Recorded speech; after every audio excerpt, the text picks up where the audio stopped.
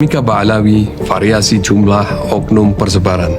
Tidak ada angka pasti jumlah populasi Ba'alawi di Indonesia, namun diperkirakan sekitar beberapa ratus ribu. Mereka seperti umumnya masyarakat Indonesia. Ada kalangan ulama, ilmuwan, anggota TNI, Polri, PNS, karyawan swasta, atlet, dokter, dosen, guru, pengusaha, pedagang asongan, pengemudi, gojek, bahkan pengayuh becak pun juga ada. Mereka bermukim di hampir seluruh pelosok Indonesia, mulai dari Sabang hingga Merauke. Mereka hidup damai berdampingan dengan semua lapisan masyarakat.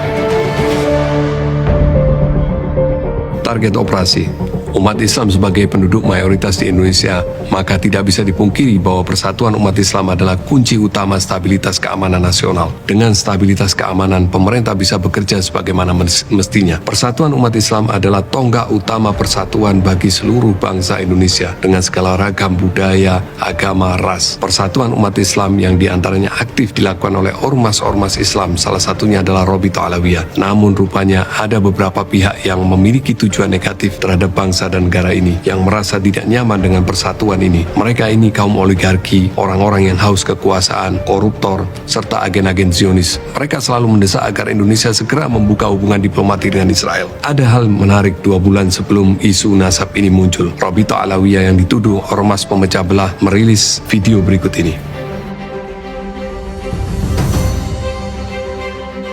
Nahdlatul Ulama siap untuk menyambut seruan Robitoh Alawiyah untuk menggerakkan seluruh potensi kekuatan yang ada mewujudkan apa yang menjadi seruan tersebut. Pimpinan Pusat Muhammadiyah menyambut baik ajakan dan seruan dari Robitoh Alawiyah Indonesia untuk menjadikan momentum kemerdekaan Indonesia ke-77 sebagai momen persatuan. Menurut saya menegaskan bahwa saudara-saudara kita bangsa Indonesia yang keturunan Arab itu adalah bagian tak terpisahkan dari bangsa Indonesia. Ajakan anjuran yang indah dan mulia sekali apa yang digaungkan oleh Robitoh Alawiyah. Kami sambut ajakan ini. Mudah-mudahan upaya baik dari para habaib dari Robitoh Alawiyah ini menjadi sebuah sarana yang menggugah kita, yang barangkali kita sedang lalai, kita juga sedang lupa.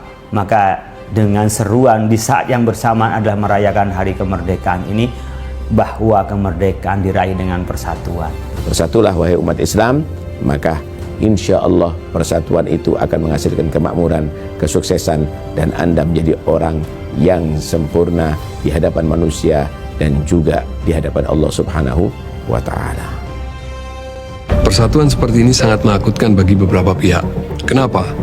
Beberapa analis politik baik dalam maupun luar negeri banyak membicarakan tentang Abraham Accords yang isinya sama sekali tidak menjamin kemerdekaan bangsa Palestina, melainkan hanya upaya agar membuka hubungan diplomatik dengan negara Zionis Israel. Yang ini mengantar kita untuk mengkhianati dan mengisolasi saudara-saudara kita Palestina. Atas dasar inilah dilakukan upaya memecah belah umat Islam, dilakukan upaya segregasi sosial berdasarkan kelompok, membangun dan mengentalkan sikap in-group out-group dalam masyarakat. Kalau kita melihat isu nasab yang awalnya dibungkus sebagai sebuah kajian ilmiah, tetapi ternyata itu semua hanya kedok. Sama sekali tidak ada ilmiahnya, kecuali hanya pengaplikasian dari segregasi sosial. Kita melihat banyak sekali istilah-istilah julukan yang sengaja distigmakan kepada para habaib, kepada para Ba'alawi dan pecintanya, serta kiai-kiai ulama yang membela habaib.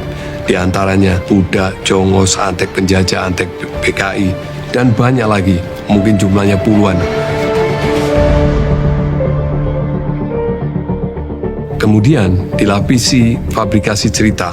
Ba'alawi datang dibawa oleh Belanda, Ba'alawi adalah Antek penjajah, Ba'alawi bekerja sama dengan penjajah untuk menjajah bangsa Indonesia, Ba'alawi tidak memiliki jasa apapun terhadap perjuangan kemerdekaan Indonesia, Ba'alawi adalah pengkhianat bangsa, Ba'alawi mengklaim Indonesia adalah ada karena Pak Habib, Ba'alawi adalah pendiri PKI, Ba'alawi adalah tokoh utama pemberontakan PKI, Ba'alawi adalah pembantai kiai-kiai NU, Ba'alawi akan diusir oleh Bung Karno dan seterusnya dan seterusnya.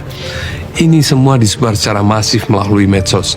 untuk memisahkan dan membuat kelompok masyarakat saling bermusuhan dan saling benci. Strategi operasi hitam ini menyebarkan banyak isu dalam waktu bersamaan menggunakan banyak platforms dan buzzers. Ini semua digerakkan secara masif dengan memanfaatkan medsos sebagai media menyebarkan hypnowriting, baik itu lewat video, podcast, meme-meme, dan tulisan-tulisan. Mereka menggunakan media sosial secara masif. Target utamanya yaitu menguasai algoritma medsos agar jangkauan penyebaran subliminal message hypnowriting mereka mencapai sasaran secara continuity.